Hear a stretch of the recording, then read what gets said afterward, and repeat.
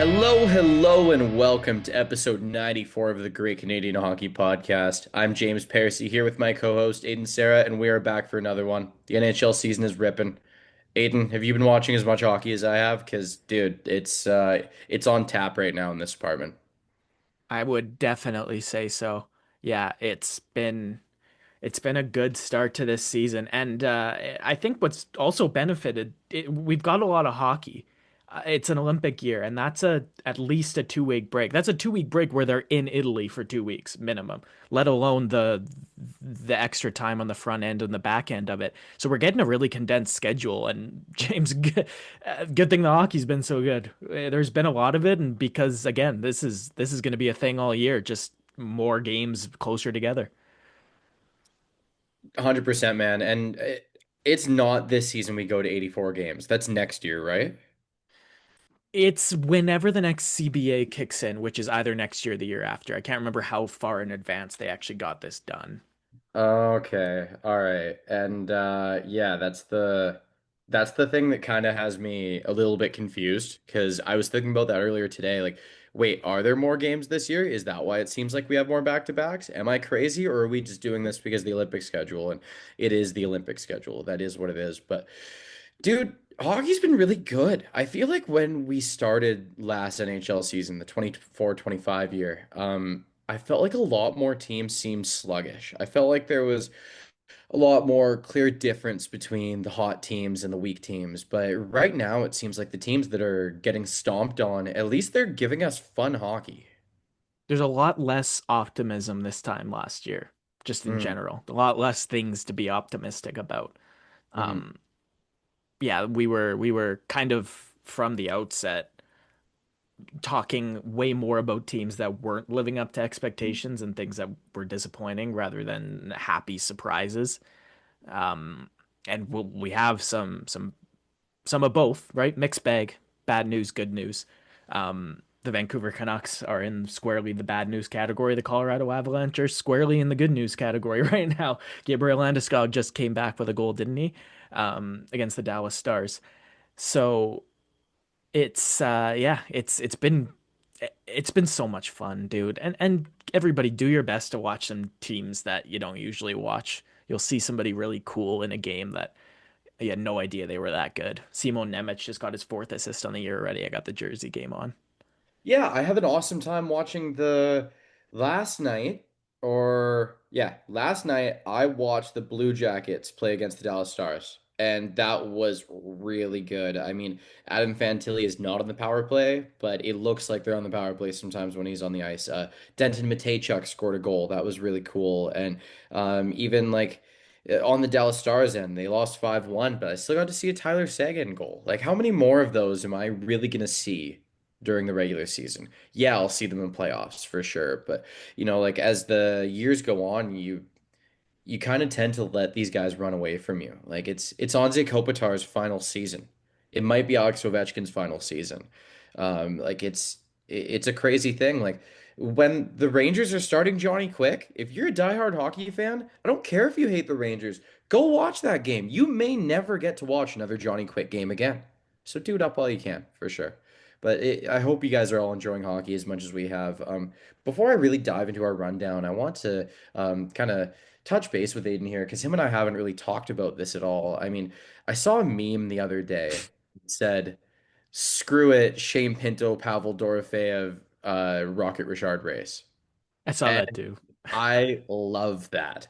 I love that kind of weird little season. That one where it's just different. We haven't had that many of those in the last decade where you have like, yeah, we had the one with like the Hyman and Kreider 50 goal years. And then you could think of like the Jonathan Cheechoo 50 goal years in the day and like Back just in the day. random craziness that's like it's the right player in the right situation at the right time and they are just ripping. And we talk often about like, oh, what's your surprise going to be? Who's the surprise 50 goal scorer going to be? Who's the player traded at the deadline that we're not thinking of or at the draft? And I love it when it's just this random guy you never thought of. And these are great players. It's not like we expected them to be bad, Well, but I love that first year that Aaron Ekblad was injured and couldn't play for the Florida Panthers, where Brandon Montour it. stepped Oh, up. Um, and it's another one of those things where Brandon Montour always had that in him, but whether it be in Anaheim or in Buffalo or in Florida, that wasn't the role and that wasn't the time. He was never given that opportunity. Shane Pinto, likewise, he was a 32nd overall pick. He was fantastic at the University of North Dakota, man. He was great. He was really good in the World Juniors too for the United States. Um, and Pavel Dorofeyev, likewise, he is an excellent, excellent player. And it is just like you said, it clicks. It's the situation, it's the time, it's the teammates, it's the chemistry, it's the power play time. It's one player like Jack Eichel just so happens to find Pavel Dorofeyev in this particular offensive zone rush over and over again. It's the same play that they run. It's the same power play situation they run.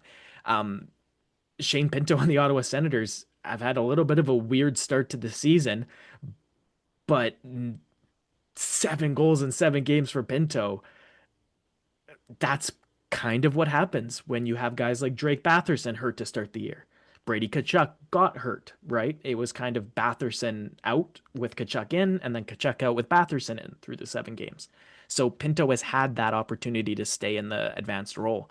And this is how players establish themselves, right? Like Dorofeyev, this isn't new for Dorofeyev. He had 35 goals last year, but it's further putting his mark on this top 6 spot with Jack Eichel. And man, Vegas is right now, unfortunately, the team looking the scariest to me. Aiden, I kind of want to go right out of order on our list. Are you down for that? Yeah, yeah. While we're talking about players like this, Matthew Schaefer has done nothing but impress me so far. And my roommate and one of my best friends, Caleb, who is in Aiden and I's fantasy league, he ended up with the first overall pick in our keeper league draft this year, which means the first 150 players are all kept already.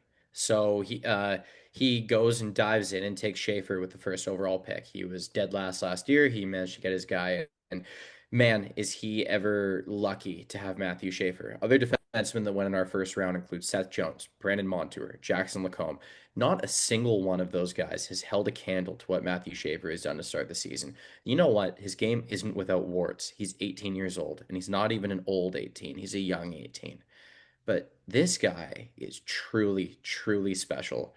And he's having his mark on the record books pretty quick here already. He has a 6 game point streak to start this NHL season, which ties Crosby and Gretzky for the second longest point streak for an 18-year-old or under player to start the season.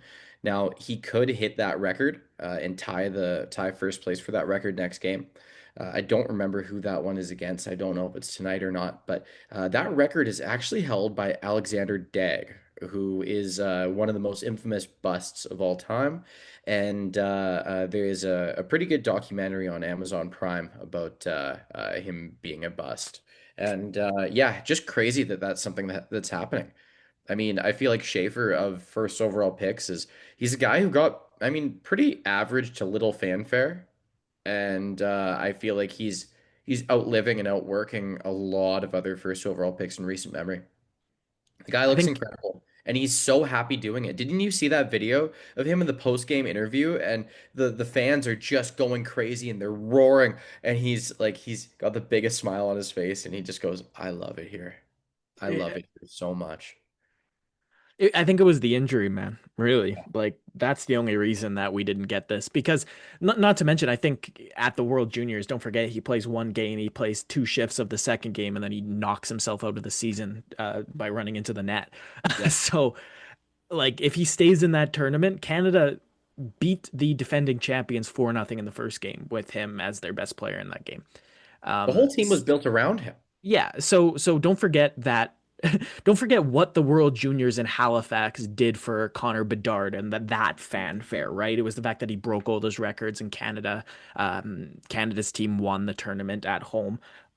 Very, very, very possibly we would have had the same situation play out with Matthew Schaefer leading Canada. Now, I don't know if they beat that American team in the gold medal game. They were a very good team. But with that being said, that's why you're not seeing the hype coming in. So yeah, if you haven't had the opportunity to see Matthew Schaefer, because like I said, he was hurt all of last season, they play Detroit at home tomorrow at 4 o'clock Pacific, 7 o'clock Eastern. It's 5 o'clock out here. The Red Wings are red hot. Like they have been fantastic. We'll talk about them later. They're playing Buffalo right now. So again, not just watching the Islanders, watching Matthew Schaefer. That's a good game to catch tomorrow, just for even how good Dylan Larkin and Lucas Raymond and Mo Sider have been. In keeping with the theme of all these young guys who are just tearing it up, I really want to shine a light on the Anaheim Ducks here because this team, I believe, what is it, 3-4 record last time I checked? It was 2-4, something like that before, but I think they got a win in one of the last ones. They have done nothing but develop, and I really, really want to say when a coach is able to relate to the players and get a message through, you really see the product change on the ice. And you get a belief in each other and a trust system that goes through. And this Young Ducks team with just a myriad of offensive weapons all developing on the fly. It's coached by Joel Quenneville, who has quite the extensive resume. And I feel like he's able to recognize this talent and push these players in the right directions and have a different length leash with each player. Whereas last year, Greg Cronin, which was well documented, he had the same short leash with everyone. And, that can work sometimes. It can, but it certainly wasn't working with this group. And now we're seeing Mason McTavish fully unleashed. He looks incredible. He is a dog at both ends of the ice, and he's looking exactly like the player he was drafted to be. You're seeing Leo Carlson emerge as a true number one center, and I mean his defensive game needs a little bit of help, but these are guys who are going out and figuring out their game, and I'm watching him get better and better every time I see him on the ice. And Aiden Cutter Goche, have you watched him play yet this year? Yeah. So I hope you can hammer overs on shot props for him. The dude opened the season with 9 shots in his first game, and he's incredible at getting to the right areas. He's looking like a true goal scorer, a guy who will probably manage to put 30 and 30 this year or a 35 and 25. He is a very, very dangerous offensive zone threat and probably the purest natural goal scorer on this roster, I'd say. Yeah, I think Bennett Seneke, Jesus, Beckett Seneke might give him a run for his money. yeah. Um, I'm but glad I'm glad you mentioned him because that's where I was going next. Yeah, 3 goals and 5 points in 6 games for the 19-year-old. I did not have this on my bingo card, and you know Nope. me, I am like, I'm always trying to pick out the rookies and say, okay, this is their ceiling, and then figure out which ones to bet on. Well, I didn't have Seneki on this at all. Well, and part of the reason why was the fact that you mentioned it, the Anaheim Ducks are already such a young team with a young core. I thought bringing in Mikhail Granlund and even Ross Johnston, to an effect, was going to fill up those spots that you already saw Chris Kreider in. But no, Seneki has been there. And after he got snubbed from the World Juniors last year, he was a beast in Oshawa. Like he was the best player in the OHL in the playoffs, I think, personally. He had 32 points in 18 games. That is just me and the eye test because OHL playoffs for me were kind of on a second screen last year. I just could. Everything he did was electric. Everything he did was electric. So this is a player who has been on an upward trajectory for the last 3 seasons. This wasn't somebody who was supposed to be a third overall pick heading into his draft year, or even heading into the back end of his draft year. Um, but he had a great playoff in his draft year. Had a great year last year, and again, like I said, upward trajectory. And eventually there will be a development curve where he can't keep going up, but let's enjoy this ride while it lasts because right now Beckett Seneke, he's living the dream and it just keeps getting better. In two things on these Ducks before we move on. I believe they've found their top pair for the next 5, 6, 7 years at least in Jackson Lacombe and Drew Hellison. The two have fantastic chemistry together. They're creative in the right spots. They have bite in the right spots, and they both seem really willing to work together and really help develop this team. I mean, it's incredible that at this stage of the game and at this stage of the rebuild, they've managed to get this far, but. The other thing I have to say is while I'm doing all of this glazing of the Ducks, I'm not the only one. You listen to any other podcast, you look at any form of hockey media outside of mainstream national broadcasts, and you will find everyone talking about how these Ducks are really quacking. They are looking like the team that's going to make a playoff push this year. And not just a playoff push. Some people have them third in the Pacific. Hey, dude, I'm all okay with that because I really think it is like I feel like I've said this every episode that coming into the season I had sixth in the Central having a better year than third in the Pacific. And that just tells you how wide open I see that third place spot in the Pacific. Because what I'm basically saying is if anybody's fine, they should be able to get that spot. So I'm absolutely on board with the Ducks getting there. Good luck once you do against Vegas or Edmonton, but power to you till then. History will be made. Let's look at something a little bit gloomier in the Pacific Division, and that is your Vancouver Canucks. We've got some injury woes. Philip Hedl in dire straits right now, likely out long term. Teddy Bluger on the IR as well. Darren Dreger says the Canucks are looking for a center, as they have never stopped looking for. Um, do you think this is a need that they are able to fill in season, or are we in the wait and pray mode? I think I think it's a flip of the coin. We don't know, again, as of Wednesday night when we're recording this, we don't know about Philip Hedl yet. We don't know if this injury is going we don't even know if he has a concussion or not. Right? Now, if he has a The entire concussion, hockey world's already assumed.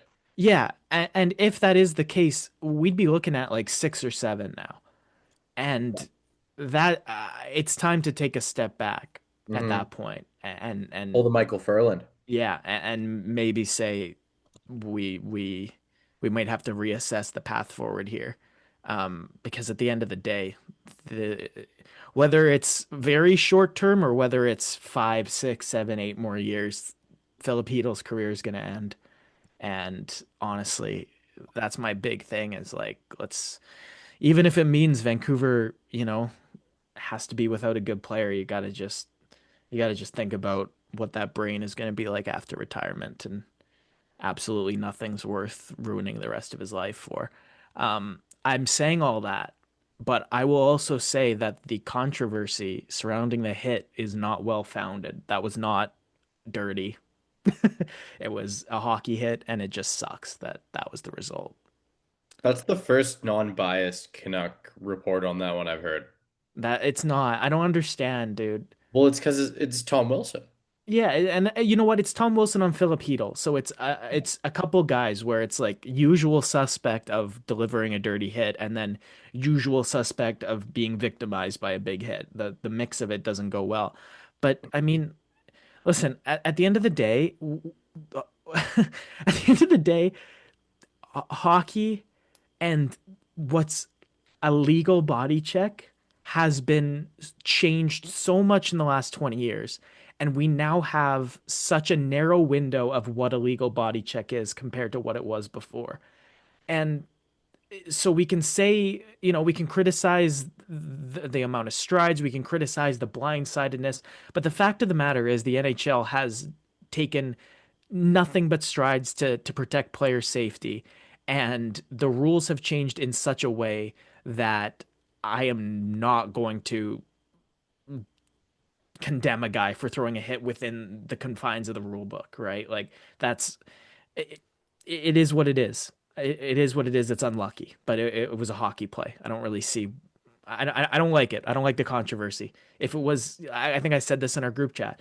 If that was a Canuck absolutely stepping up on Ryan Leonard in the neutral zone, I'm that's amazing. It's a gift that I'm watching on repeat all day. You know Right? what? Ryan Leonard's probably getting right back up. Yeah, yeah. I mean, Ryan Leonard doesn't have a long concussion history. That's right. He just scored his third of the year today. It's a good start for He him as looks well. nasty, He and does. Ovechkin's ice time is decreasing. Oh, and his wrist shot is it's translated. That's all I'm gonna say. I didn't know how much time he was gonna have in the NHL because sometimes in the NCAA he benefited from being the third on the line with Gabe Perreault and either Will Smith or James Higgins, where when the puck got to him and a shooting chance, he usually had some more space, and that space is just completely cut down in the NHL. But he's still, when I've watched the Washington Capitals, managing to generate chances and generate scoring opportunities just from getting that heavy, accurate wrist shot on. He's one of those guys that when you watch the World Juniors, you're like, if this guy isn't a star, I'm blind. Like if I'm wrong about this one, then I must be an idiot because I'm drinking the Kool-Aid here. Like he's that good. He is gasoline poured straight into a carburetor. You don't need to pour it in the gas tank. You just let it go in that engine and fly. Aiden, I want to move on from this topic and but it's kind of related. Mark Stone is injured again. Yeah. 13 points in 6 games pre-injury. Yeah. What the hell? Is this like is this just a foregone conclusion that we will see an injury from him Well, I guess within the so. first 20 games? Yeah. 6 games in. Jack Dude, come Eichel, on. This is the most dangerous the Vegas Golden Knights have looked since that cup win. oh, by far. Like, this is a good team. This is the Western Conference team to beat, I think, Nah. because the Central is too gray. I actually think Vegas are a step above Edmonton, but it's hard to pick out a team to beat from the Central when realistically one of Dallas, Colorado, right now Winnipeg, the way they're playing, like you could see them coming out of it versus talking about Taves look it. good, dude. Pardon? Jonathan Taves I looks know. good. Oh, and hey, the I've always said this. it's so weird that I turned into a Jonathan Toews super fan because I grew up watching him beat the Canucks in the playoffs. But Well, you turned into a realist. from a young age, crazy, right? Yeah. Um, um, but again, I feel like a little kid. Like I feel like a giddy little kid. Like, yes, go, go, old man. You can do We it. may be losing Kopitar, but we're getting Taves back. It's like a sacrifice made to the hockey gods. Please give us something back, please. Anything. Can I have some more? And you get a Jonathan Taves deflection goal.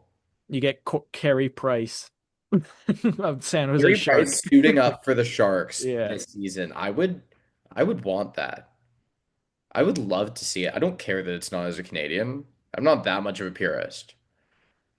But Mark Stone injury. Do you think we see him play at least half of Vegas's games this regular season? Okay. Again, the LTIR loophole still a thing, right? No, This no, year? it's done. It's done this year. It's done this year. Okay.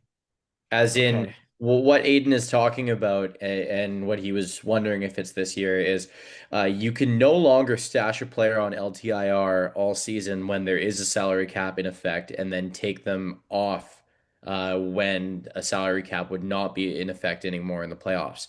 The in-season salary cap is in effect for the NHL playoffs. Now, the only way around that to get a player away from the NHL salary cap is to declare them out for the regular season and playoffs, which is irreversible for the year, but it does get them off the books, which wouldn't help them with any, how do I say this? Funny business? Yeah, that's a decent way to Yeah, put it. Yeah. yeah, Yeah, like Tom Brady, king of funny business. yeah, Yeah.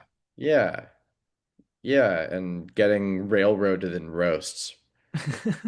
Yeah. Moving on from here, let's talk about some old guys, Aiden.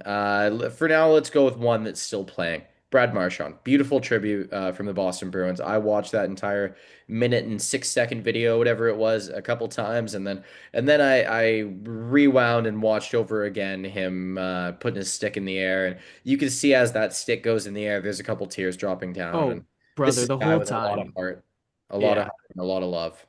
I don't know, like, did you watch the video of the tribute or did you watch Marchand watching the video? Because he was Oh, crying the whole time.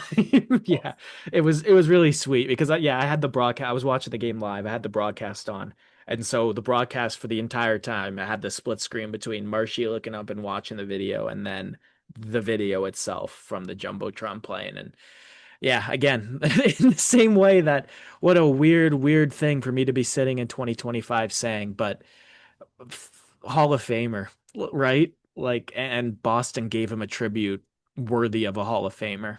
Truly, like, yeah, the career that he's managed to carve out for himself has been remarkable. The player he turned into was remarkable. Um, I've talked about this 100 times before, but people change, players change. And if you had asked me in 2014, 2015, 2016 how I felt about Brad Marchand, none of this I wouldn't have thought any of this would be possible, but he matured and grew into such a consummate professional. And I cannot believe I'm saying this, but it's going to be sad to see him go after all that. yeah, in 5 years. Yeah. Oh, I'm 6-year sort of deal. oh, listen, I'm sort of talking about out of the limelight, Mm. right? Like out of the like again, I'm sorry everybody, no he's not going to be on Team Canada. Like I'm sorry. I'm sorry. I'm sorry. It would be great. It's not happening. Um Now again, he's on the Panthers. So maybe stepping out of the limelight just means being a third liner on a great team, which I'm sure nobody would have any problem with and he'd be just as effective as ever. Moving on to our next old dog, Aiden, possibly the oldest of dogs. Jaromir Jagr still playing hockey, delaying his Hockey Hall of Fame induction eligibility by yet another year. Aiden, the funny thing is, the funniest thing here is, um, my dad is not a sports fan whatsoever, right? He knows who Jaromir Jagr is. He has friends who are super into hockey, super into football, super into baseball, whatever. So he would just hear about sports while hanging out with his buddies. Pretty standard. Dudes love shooting it around about sports. Now, you tell my dad that Jaromir Jagr is still playing hockey, he would have a different reaction than someone who is a full-blown sports fan. If I were to go tell my roommate or one of the guys at work, they'll go, "Oh my God, he's in his 50s and he's still playing hockey? That's crazy." My dad is 1 year older than Yager. He would go, "Well, I'm still working. Why can't he still work?" So I would like us to take my dad's thought approach to this one because, we've had the opposite approach, the one that my coworkers would have for the past 6 years. Yeah, I think we've been saying that for 6 years. Oh my God, he's still playing. That's crazy. Well, you know what? For him, he's just doing his job. So let's take our flabbergastedness away. That's a Dude, he's word. 53, man. Like Yep. Yep. it's He's it just doing his job. it's My hard to grandpa, take. my grandpa was in his 60s and didn't want to retire. Yager doesn't want to retire either. He Yeah. likes his job. What's wrong with going to work? Let him do it. Let's take our shock away here.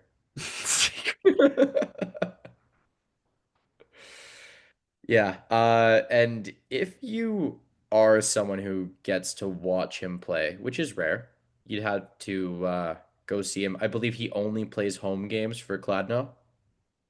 Yeah. Yeah, he does keep playing because he's part owner of the team, and he has said before that the team stakeholders would likely stop supporting, and the team would end up folding, and he is not down for that. So you might see this guy play until he's 60. 7 more years of Yaramir. I'm down. Why not? Aiden, next I'd like to talk about a little Katy Perry action. Let's uh let's see which one of these teams are hot and cold. Oh God. I had no idea where you were going with that. Like, dude, I okay. Let's go. Just took me out. Aiden, give me a team that's smoking hot first, and I will tell you why. I'm watching Detroit and Buffalo just get to the second intermission. Emmett Finney's third of the year already, dude. That is crazy. This seventh round pick makes the team out of camp, 3 goals and 6 points in 7 games, playing on a line with Larkin and Raymond. Don't Love you it. have a connection loosely to that fine gentleman? He's a yeah friend of friend. Him and Lane Loomer both played hockey Ah, together and fine knew each other. interviewee of ours. I like Mr. Loomer. Yeah, in Lethbridge together when they were growing up. Very cool. Um, Lane Loomer, who still going to Penn State next year, massive. Love it Ooh, for big Loomy. Yeah. program. Um, but Finney scores again. That's three. Those two guys, Larkin and Raymond, definitely two of the reasons Detroit are doing so well. But if you want to talk about what else is up with the Red Wings, this has been a great start. In last year, Patrick Kane looked tired. He had some really hot games, but he looked pretty tired. It's not that easy playing full seasons after rehabbing from an injury and surgery like that. In fact, no NHL player has done it to the same level of success that he has.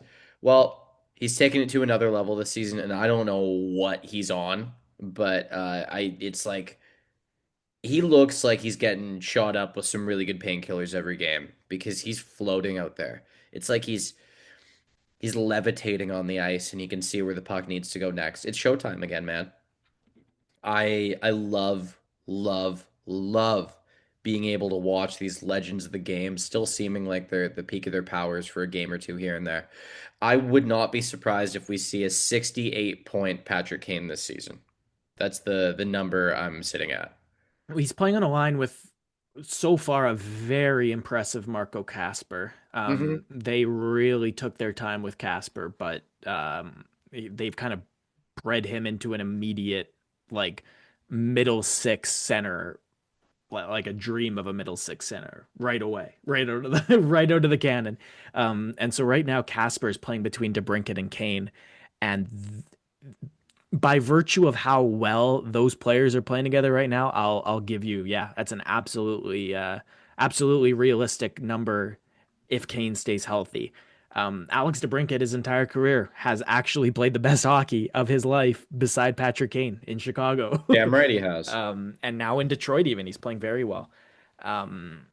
And the Red Wings defense has also grown into quite an interesting top four. Axel Sandin Pellikka is still there. I was expecting him to take a decent amount of AHL time to kind of get a feel of Didn't you the say that recently on here? yeah. Oh, I was not expecting him to stay to stick. I expected to see him this year. I thought it was going to need to be after they saw some good signs out of him in Grand Rapids. But he's a top four defenseman for them right now. And man, Sherratt, Sider, Edvinsson, Sandin, Pellikka. I know Ben Sherratt is you're going to get what you get out of him. He's not going to do too much, not going to do too little. It's going to be Ben Sherratt.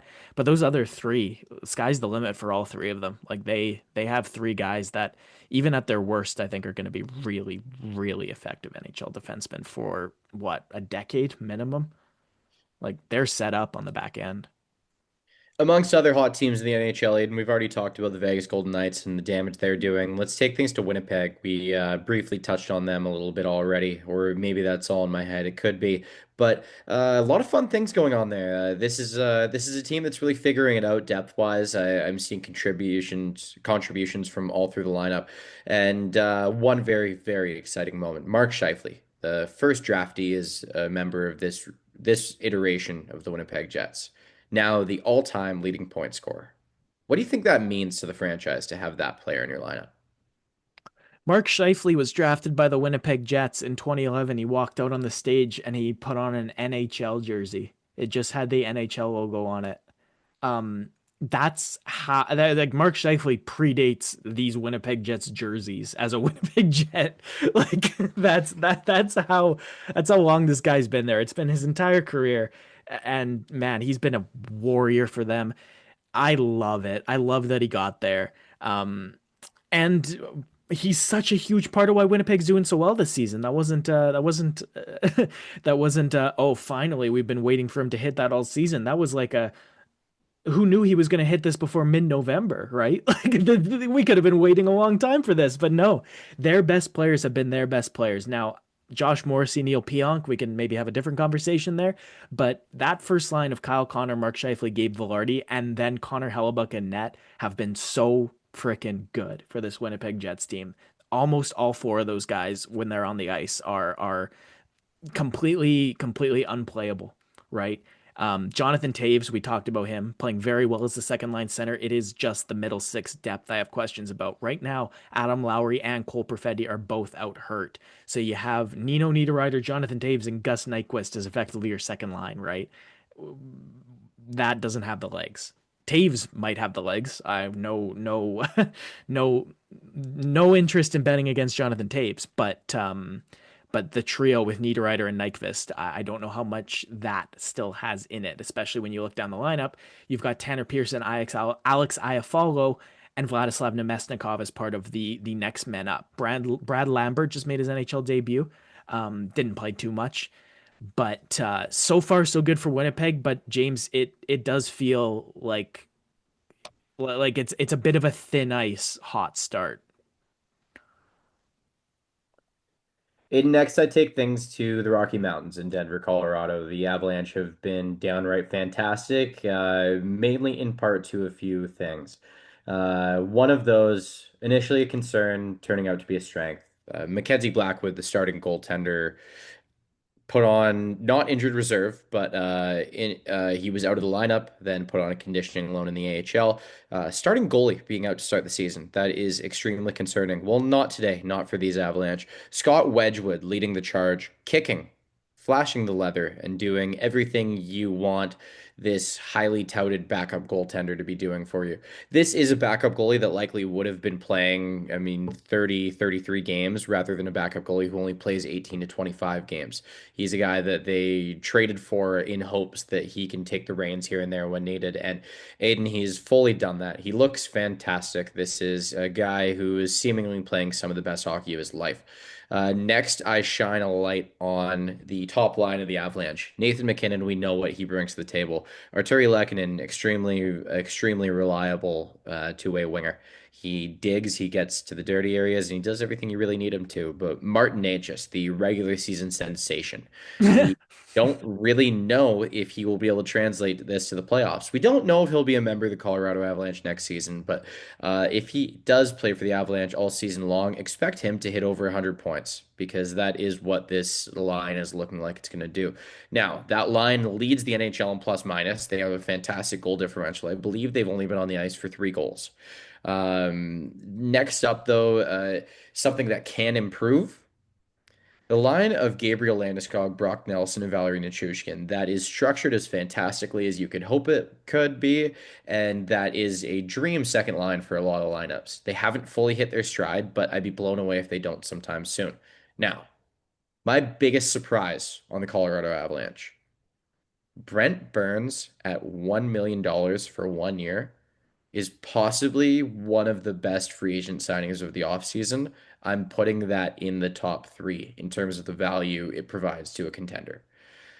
This is amazing. I did not know we were getting a top four defenseman here. I thought we were getting a washed up former Norris Trophy perennial contender who is now at the end of what he's got and is just going to coast and play 11 minutes a game on the third line, maybe chip in on the second power play. But no, he's getting substantial minutes. He's playing in high pressure situations, and he's giving this team something that they haven't always had. And that is an extremely high shot volume from the blue line. When you've looked at this Avalanche team over the last half decade, they have a concentration of shots from specific areas when they have sustained offensive zone pressure. Now, what these rather physical forwards through the depth in the lineup can now do is they can recycle the puck, work it up the boards, and get it back there and keep working at it over and over and over again. Because Brent Burns doesn't just create a high shot volume towards the net, he misses the net most of the time, which could be viewed as a weakness for some people. But for an Avalanche lineup that features Parker Kelly, Ross Colton, Jack Drury, Landeskog, Nichushkin, Brock Nelson, and Arturi Lehkonen. That's a strength, my friend. That is a strength. Now that I've finished ranting, Gavin Brindley looks pretty cool. I'm very happy with that trade. I wonder, I was gonna say, I do wonder if he is the key to having that second line excel, and I don't know who the other two-thirds would be with him. I personally have no reservations against the idea of Brinley on the right with Landeskog and Nelson. I like Nichushkin's all power. I look at Landeskog, I see all power, right? And I think a quick, smart playmaker might be exactly what they need. Um, Brent Burns, yeah, Samuel Girard uh, being out hurt. We we talked about this off the hop about opportunity. If Girard is there, it's probably Girard and Manson as the second pair, and Brent Burns and Sam Malinsky are playing on the third pair. So on paper, James, I think you would have been right to assume that. But no Girard, Josh Manson flips over to the left side of defense, and Manson and Burns together have just been like a black hole where other forwards skate into to have their offensive chance end. Right? Like it's just been they've been so good. And Sam Malinsky coming into the season, I was even thinking might need to take on a top four defenseman role. And then after Girard gets hurt, I'm looking at Malinsky and saying, you really need to be a top four defenseman now. Not that Sam Malinsky's been bad, but the fact that Taves, Makar, Manson, and Burns as the top four have made it so that neither Malinsky or Girard like they haven't needed either of them to be those guys. So I think if Manson, Burns, Malinsky, and Girard are all healthy and playing solid hockey, like Taves and Makar, you know what you're going to get out of them. And all of a sudden, Colorado's constructed the kind of defense that they won the cup with. Aiden, I'm going to let you take it away with a scorching hot team that I haven't watched play a single time this season. And I haven't been avoiding them, but you really just can't watch them all. And it's still early. Carolina Hurricanes, tell me why they've been so great. Yeah, it's funny because Andrei Svechnikov, who should be one of this team's best players, has been so bad. Like, cannot get something going. Yeah, it's really surprising to see how not a factor he's been, despite the fact that the Carolina Hurricanes have been as good as they are. This first line of Nikolai Ehlers, Sebastian Aho, and Seth Jarvis, we'll go back and we'll pull up the season predictions that James and I did.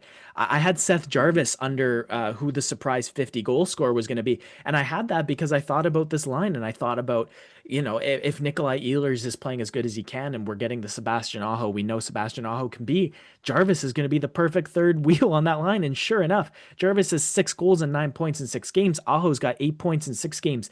And the rest of this team, Shane Gostisbehere, James, he's got 7 points in 5 games. This Carolina Hurricanes team is going to win by committee as they are built to do. But when you have a team capable of winning by committee and you're getting that awesome awesome quality hockey out of your superstars, the way Aho and Jarvis have been playing, all of a sudden you get guys like Gostisbehere, Keandre Miller, Alexander Nikishin just popping up on that back end. Jackson Blake's had 4 points in 6 games. This is a good Carolina team that are all playing good together as a committee, and then they're getting superstar offensive contributions from the likes of Jarvis, Aho, and as of right now, Gostisbehere. I think the big thing for Carolina, obviously, is the health of Frederick Anderson. Brandon Bussey has himself an excellent 2 wins so far, 9-11 save percentage and a 1.97 goals against for the Carolina Hurricanes. So it's Anderson, the goaltending. Jacob Slavin's hurt and they're still looking this good is crazy, right? Andrei Svechnikov needs to get going. Like he's been a periphery guy. He hasn't got to the middle of the ice at all. Like he's 6'3", man. He's 6'3", and Logan Stankoven looks bigger than him, based on the way he plays, based on the way they play. Seriously.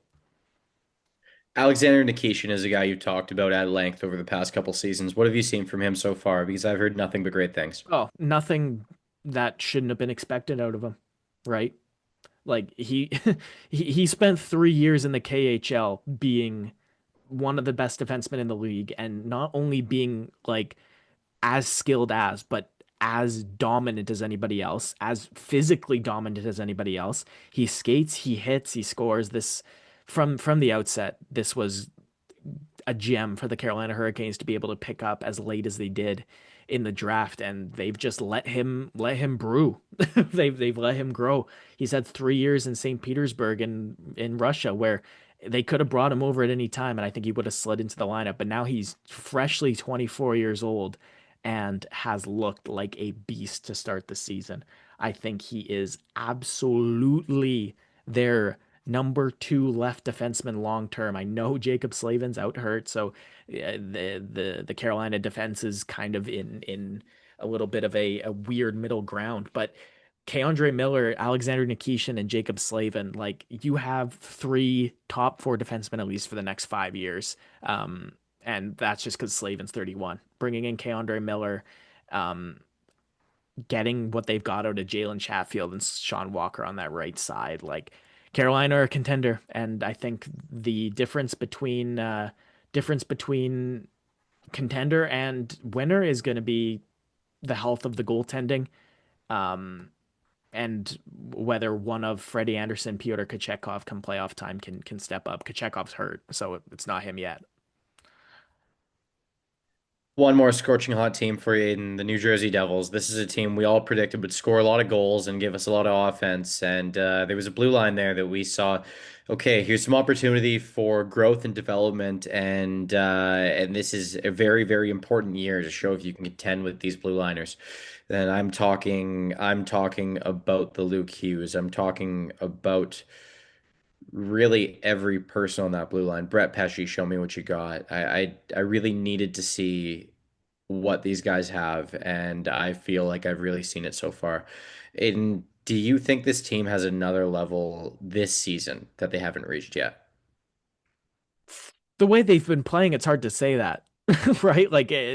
I am looking at a group that I think is getting the best out of these guys that they can. I say that because of how many players are injured. Like Yeah. if they get Stefan Nason back in the fold, he is a really effective top nine forward.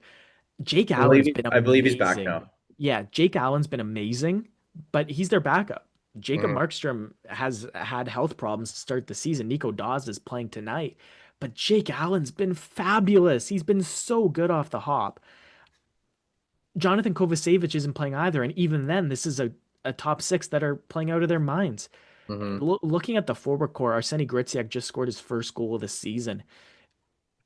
That second line of him, Timo Meyer, and Nico Hischier is good enough if the top line is scoring. And boy, have they been scoring. Like Jack Hughes and Jesper Bratt look like they are like ready to bring it to this league this year and just take everything they can at them. Luke Hughes and Brett Pesci have been great together on that top pair, but it's been Jack and Bratt. It's been those two that both look like they're playing out of their minds, playing incredible. Arseny Gritsiuk, what's the ceiling this season? Because it's looking pretty high. Yeah, and I think it's again, this is the third or fourth time we brought this up today. It's opportunity. Another guy who's had a few good seasons in the KHL, but New Jersey are the ones to give him that chance. And yeah, 4 assists in 6 games so far. Coming into today, just nodded fifth point, first goal. I don't see why we're not looking at a guy who can score 55 points if he stays on that line. Timo Meyer, Nico Hischier, and Gritsiak. If Gritsiak can continue to churn out consistently good performances, then I don't see there's a reason why he'll fall off. Now, here's what you get with some of these Russian players, and you had it with Nikita Gusev. Nikita Gusev in his first year was given a lot of leash to just go and play offense. He was a rookie, and the assumption with Nikita Gusev was that okay, go and do what you can, and we'll teach you how to play this NHL North American game. He went and he did what he could, but then when it was time to answer the bell of the rest of the game, he couldn't do it, right? And through 6 games, Gritsuk hasn't shown those signs yet that there might be a substantial downfall coming. but just monitor him in terms of how well he adapts to the NHL game. And you'll see it more often than not when he doesn't have the puck and the puck goes in his vicinity around the boards. There is so much more time on the outside of the ice in Europe. Especially, it's along the boards, it's in between the top of the circles and the blue lines. Like you really feel that space out there. And it's about space being closed down, and it's about how many other responsibilities you have to fit in the NHL versus the European game. Nikita Gusev couldn't do that. We've seen a lot of guys not be able to do that. Griciak, haven't seen a lot of him yet. The early signs have been good. It's just, can he continue and grow into an NHL top six winger? No reason why not yet, but that's the thing to look out for the guys coming over from Europe in their early to mid 20s. Aiden, I would love to touch on some of these teams that aren't performing as well, but we're not going to spend a ton of time drubbing on them. We're gonna give you guys a brief reason for what's wrong with these guys at the moment, and maybe one quick solution for each of them. One thing that could improve the show. Let's start it off somewhere easy. Let's go with the two-time defending champs, the Florida Panthers. This is a team that is facing a ton of injuries to a ton of their top players, and while they have, I mean, one of the more stacked lineups around, even without those guys, it's still been a struggle. It really has been. You've seen Carter Verhaeghe really not do much of anything. You've seen not half of what we expected from Anton Lundell with this opportunity. You've seen Brad Marchand have it dry up a little bit. These are guys that we thought were going to be fantastic. Seth Jones, I thought we were going to have more points from him as well. In what can we fix without all of these guys magically coming off the injured reserve list? Yeah, I feel like something's got to change on this forward core. You didn't even say Sam Reinhart. 2 goals and 3 points in 8 games is not good enough for Reinhart. A goal and 2 points in 8 games is not good enough from Sam Bennett. Um, it's it's the it's the difference between playing behind Barkov and Kachuk and needing to be Barkov and Kachuk, right? Like Yeah. Barkov and Kachuk soak up so much of the other team's attention. Like the best shutdown players they have are always going up against Kachuk and going up against Barkov, and Bennett and Verhaeghe and Reinhardt are getting the really hard matchups. I think that's on it. Like Lundell and Marchand have both been better than anybody on that first line this season, for sure. Like I think a head and shoulder above. And you're talking about Lundell as a bad thing. Lundell's been Lundell. Like I know we want him to be a first line center because Barkov's not there, and we're like, okay, go beat Barkov. Anton Lundell has played like a very solid second line center. Yes, he hasn't taken and ran with this opportunity, but I got absolutely no problem with how he's He playing so smells a far. whole lot like prime Jordan Stahl. Yeah, I understand that totally. I really I get that. Um, so it's to me it's the Verhage, Bennett, Reinhardt, and if you need to split, they're playing together, all of them. So it's as one goes, they all go so far. If you need to split it up, you've got Mackie Samoskevich down the lineup, who has been playing very good hockey. I think he's the one that you take a look to put with Bennett and Reinhardt or Bennett and Verhage. Because sometimes it's just that energy, right? Sometimes it's just you need the guy who's just going to be a buzzsaw and disrupt things. Just be a buzzsaw everywhere. Go forecheck in a different way to get a puck to squirt loose a different way. Put pressure on guys in different situations. The defense itself, yeah, everybody needs to be better. That top four is way better than they're playing. Like head and shoulders. Kachuk and Barkov, the injuries are hard to deal with. They need to get into the playoffs.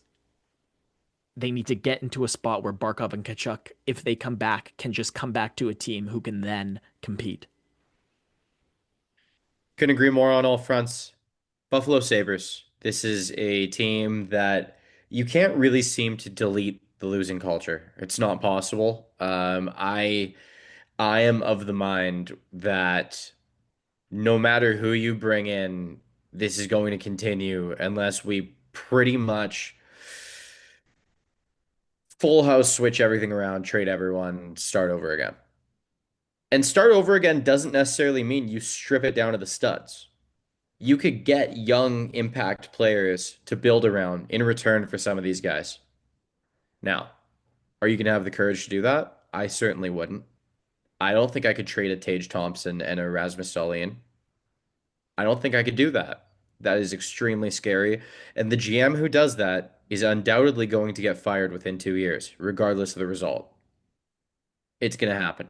So I think realistically in an understandable real world view, these guys really need to bond with each other. They need to click with each other. They need to be willing to go to war for each other because I see a team full of guys that all really want to win, but they want to win because this team needs to win. They don't want to win for each other.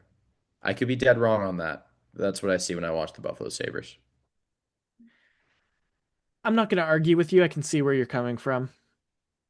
I feel like the shining light that has been Zach Benson's last 3 games is really all the positives we have to say, right? Like Josh Doan has had a pretty decent start. Oh yeah. Uh, but yeah, the Sabres, like, it's hard. Josh Norris got hurt. Tage Thompson has kind of switched back to being a winger, which has meant that, and nothing against any of these guys at all, but Yuri Kulik, Ryan McLeod, and Noah Ostlund are their top 3 centers in that order. That's like, you can't be doing that. You can't be doing that and expecting not this. Um, What's the point of Tage Thompson being a winger again? Well, why is that happening? because he just dried up as a centerman. I think that's it. This is, don't forget, He James, got he figured switched. out? Is that it? Maybe he switched from a winger in St. Louis to being a center in Buffalo, and that changed him from basically being like a raw, who the heck knows who this guy's going to be, to being a stud in the NHL. And so it's a little bit weird now to see him be flipped back to wing. Um, but it might just be a literally try everything. Let's just keep throwing shit at the wall, right? Like, it's so hard to decipher this otherwise. Obviously it sucks on the back end because Michael Kesselring does a lot for this team. Michael Kesselring, oh, they need him. They do. They need him because they need to break up the left-handed shot offensive defensemen they seem to have in abundance, right? They just need more grounded defensive game from their defensemen that isn't coming. Tampa Bay Lightning. What's wrong there? This Oh, is a roster full of talent, full of drive, and full of experience. But when I see them, I see uninspired hockey. yeah, man. I talked about this again earlier that we were going to see different versions of specific players in Olympic years, right? That the chance to go play for your country at the Olympics is going to be a huge motivator. Dude, I think Brandon Hagel has just fallen the other way. Like Brandon Hagel, who was a 90-point player. James, he had 90 points. This isn't a fact. I would not be surprised whatsoever if you told me that at least 75 points, probably upwards of 80 of Brandon Hagel's points last year, were 5-on-5. He was not cashing in on that Tampa Bay Lightning power play the way Nikita Kucherov does, the way Braden Point does. And that just makes it all the more impressive the season he had, and it makes it all the more surprising that he hasn't been able to do anything so far this year, really. Nikita Kucherov is turning 33, and unfortunately, That's insane. yeah, unfortunately, he looks like he's been physically slowing down, not his offensive capabilities, not what he can do with his hands or his brain, but what he does with his legs has been slowing down a little bit. And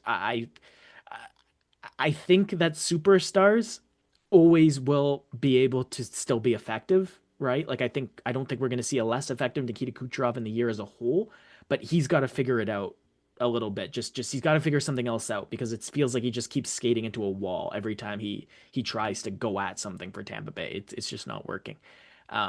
The rest of their defense, it's hard, James. It's hard because it's Victor Hedman and Eric Chernak and Ryan McDonough. It's a bunch of solid players, but it's a bunch of solid players that, I'm sorry, I'm watching them play hockey and they're showing their age. They are. JJ Moser was a good pickup. Darren Radish is doing what he can, but it's it's a team that looks old. I hate to say it, but that's what's starting to shine through. Let's take it to a team that doesn't look old. The Calgary Flames. Last year were in the fight all year long based on the contributions of Dustin Wolf, a Rookie of the Year nominee, and quite honestly, one of the best young goalies the game has to offer. This team has a lot of promise. This team has the same Perek that's starting to make his mark on the NHL. Matt Coronado looks fantastic, but what I'm not seeing is opportunity that I thought would be given to a Connor Zary, a Samuel Honzek, and Perek himself. We didn't expect the opportunity to be there just because of the presence of some other blue liners there, but I. I I'm not seeing everything I need to see from these guys. Jonathan Huberdeau as a veteran looks fantastic. Nazem Kadri actually looked quite great as well. I don't really understand what is going wrong here, but guys they expected to take the next step are not taking the next step. And I mean, you can't just fault them organizationally. These guys were given all the opportunity in the world to fight for their spots, to fight for the opportunity to do this. Connor Zary started the season on the second power play and scored a goal. And then, from all accounts, it seems like he lost the trust of his coaching staff. I didn't watch every Flames game, but I happen to know a couple people who do watch every game religiously. And one of them said, and I quote, he just doesn't want it bad enough. Now, I've yet to drop Connor Zary from my fantasy team. I'm still hoping the turnaround comes. As of today, he is centering the second power play unit. He's back on there. Joel Farabee is on the top line with Huberdeau and Kadri. There are things to be kind of excited for. Dustin Wolf, he's suffering from this terrible disease known as the sophomore slump. He was depended on more heavily than anyone else last year in terms of goalies, and he won them more games than anyone expected, especially statistically. But it's not getting any better right now, and he is going to be fighting for his life all season long. But that could turn out for some cool games. I look forward to seeing them I more. have no problem with Dustin Wolf so far whatsoever. Um, Nazem Kadri, Jonathan Huberdeau, and Joel Farabee. Yeah, that's the first line, but like I haven't seen enough out of Farabee, and I know like the bar should be lower than that. Like he's got 2 assists in 7 games. Farabee and Frost have the same thing where if they're not scoring, they're how much you notice them and how effective they are just dwindles as time goes I on, think right? Frost has more to offer. I Oh, me think too. I think his game is way more developed. Yeah, and it's the difference between a center and a winger, I think, right? Yeah. Because Frost has grown into being a responsible two-way center, whereas Farabee just doesn't Mhm. care. Um, Also, when you watch this team, do you not see Kevin Ball every time you look at the screen? yeah, we were talking about that, You the two said of it, and I us. can't Yeah, stop seeing it. And then I yeah, pointed it out to someone, and they were like, dude, I was thinking the same thing. I actually stopped watching them because I can't look away from Kevin Ball. that's Yeah, funny. yeah. Um, yeah, so Calgary, Huberto, Kadri, Coronado, yeah, they're not playing together, but it's those three. Nobody else is playing like a second liner. Like James, it's 9 bottom 6 forwards beyond those three, based on how they're playing. And that's not me sitting here and saying Blake Coleman and Mikhail Backlund have been horrible. That's me sitting here and saying Blake Coleman and Mikhail Backlund are now depth forwards in their mid 30s, right? And it's the problem here is kind of more on the Blake Coleman and Michael Backlund needing to be second line contributors on this team. Um, which they're just not because and they only need to be because of Connor Zary and Morgan Frost and needing to step up and get some more points. James, if you ask me what Calgary should do, it's absolutely Nazem Kadri. It's not Mackenzie Weegar. I think it's Kadri. I think it's Coleman. I think it's Anderson. I think it's Huberto. Huberto's hard because he's got a 10-5 cap hit till 2031. So it's hard to think about trading him. But this is a team that needs to be built around Dustin Wolf, Matt Coronado, and Zane Parekh. And I think you should start looking at some of these players at the top of this NHL draft and asking yourselves, you know what? Why don't we just look at them and hope the draft lottery balls come up our way when we have one of the top 5 best odds this year? Last on our list of teams struggling right now, the San Jose Sharks. They made quite a few little additions in the offseason, and we are just now seeing a little bit more of Michael Misa. He's not really given a ton of opportunity just yet. But dude, I'm loving what I'm seeing from Celebrini and Will Smith. These guys continue to impress, and from all accounts, they're best friends off the ice, and they look extremely comfortable with each other on the ice. Um, Goaltending is frighteningly dicey. Yaroslav Askarov, he's got a goaltending style that I could only describe as bold. And bold is not always better. Alex Nedeljkovic with a couple highlight reel blunders that resulted in an overtime loss against the Vegas Golden Knights. That was honestly tough to watch. I felt pretty bad for him, but I I don't want to change anything about this team because I love the things that are to come. They are going to trade away Klingberg and Orlov this season. That will totally happen. And they're going to get picks for them. They're going to farm picks. That's exactly how this works. When you are a team on the come up from the basement, every gradually bit better that you get, you pick up guys on 1 or 2 year deals and then you trade them away right before expiry. That deadline right before expiry is your best friend. And you farm draft picks. You take them to the bank and you tell them, I would like to multiply these. And for some reason, they give them to you. Because even though every team can do this, not every team has the room to bring in these veterans on 1 year deals until maybe later down the line when you realize what you got just ain't so hot. Okay, here's the other side of that coin because the unwillingness to do this is not a hockey ops thing, okay?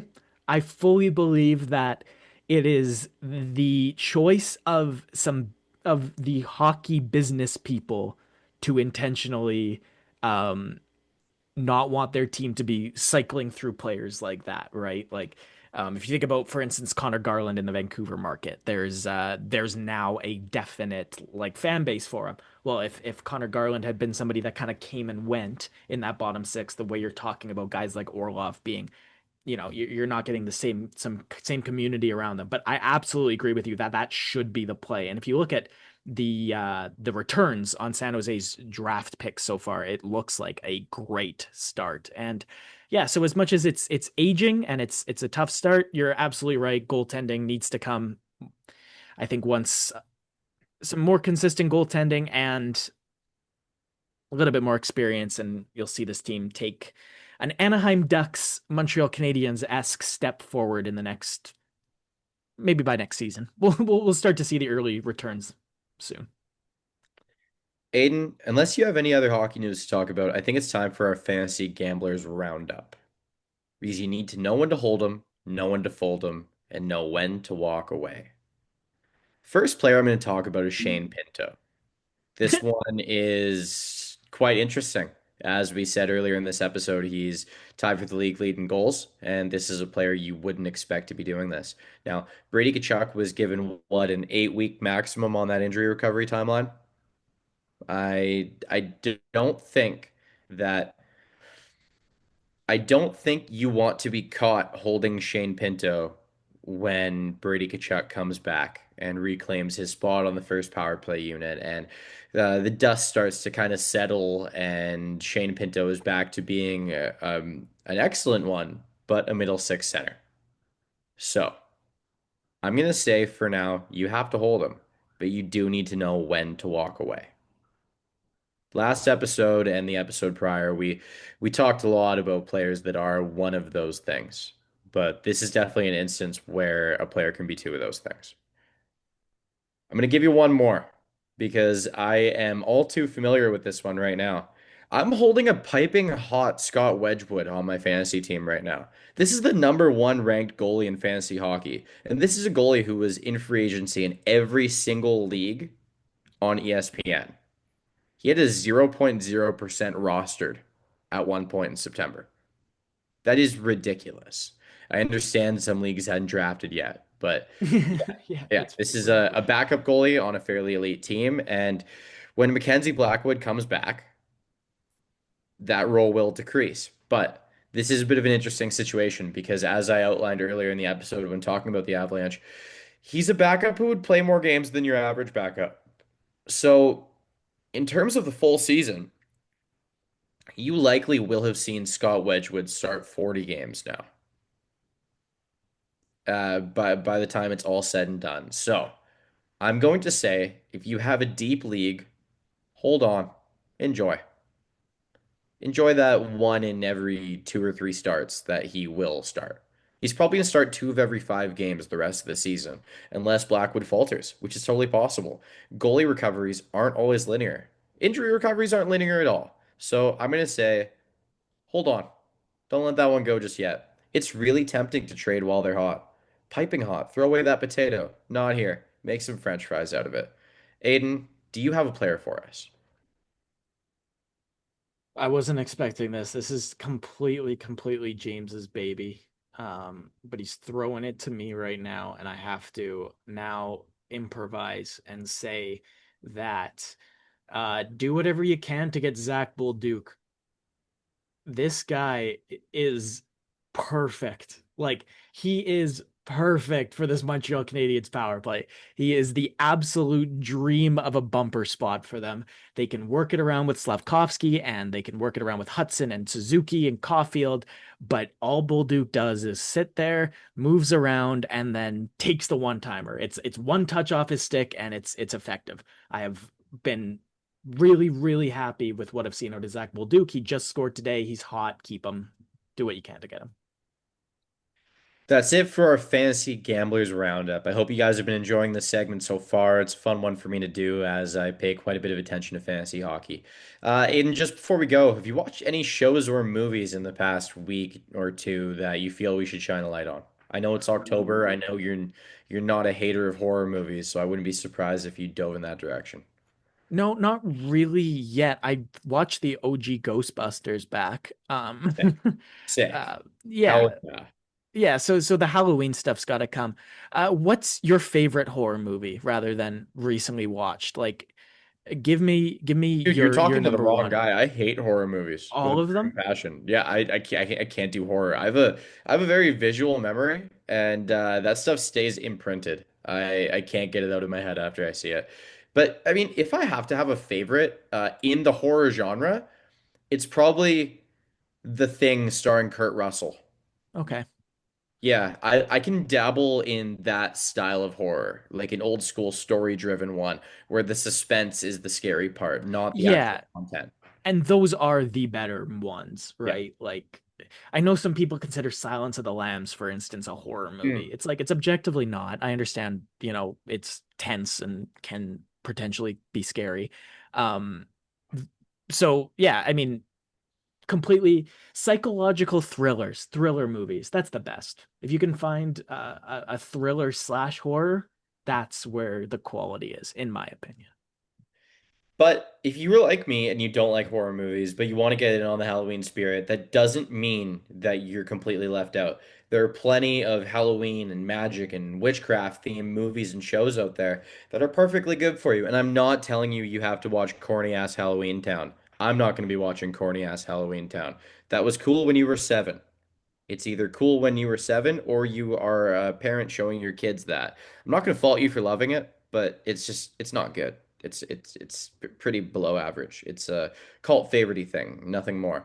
I'm talking Bewitched, Practical Magic, Corpse Bride, Nightmare Before Christmas, Coraline, things of that kind. There's plenty out there. I actually made a list because my girlfriend loves Halloween and I do not. There is the original Haunted Mansion with Eddie Murphy. You have The Witches. You have Edward Scissorhands, Goosebumps, Curse of Bridge Hollow, a recent comedy slasher on Amazon Prime called Totally Killer that I found to be a great watch. And that's one of those time travel ones where you accidentally get sent back in time and you have to stop a murder, blah, blah, blah. There's plenty out there that you can thoroughly enjoy. And if you just want a comedy, it's kind of a slapstick one. It's called Fun Size, starring former Nickelodeon star Victoria Justice. And she's taking her kid brother trick-or-treating, and the kid goes missing, and she has to track him down. I find that one to be quite funny. If you want a comedy, have some fun with it. All right, buddy. I think that is episode 94. Thank all of you guys for listening. We appreciate your time. So without further ado, let's roll that outro. Thanks, guys.